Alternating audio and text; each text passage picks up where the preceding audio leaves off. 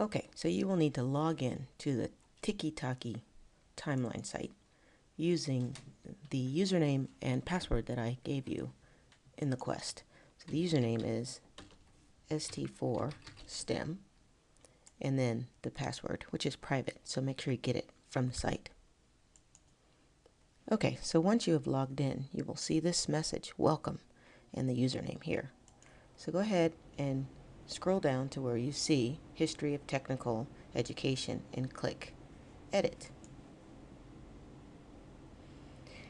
Now you will see that we are on the site that you want to add your story. We're calling them stories, but they're really events. So here you can see that I've added George Washington era twice already.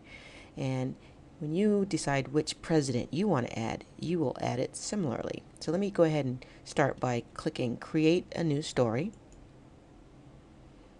Okay, and this is where you're going to add in the information.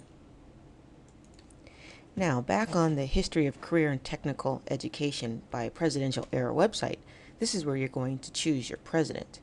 So if I'm going to finish with George Washington, I would click George Washington. And then the George Washington site or blurb boxes will pop up. And I've already added the first two. So I'm going to go ahead and add this one here as my third one. So I'm just going to copy the text, Control C, and remember the date as 1751.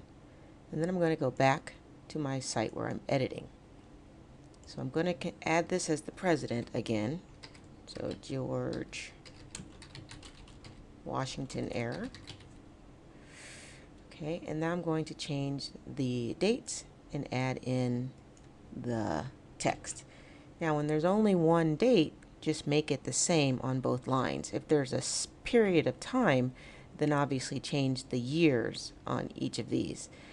Don't worry about the day. It doesn't matter with the day.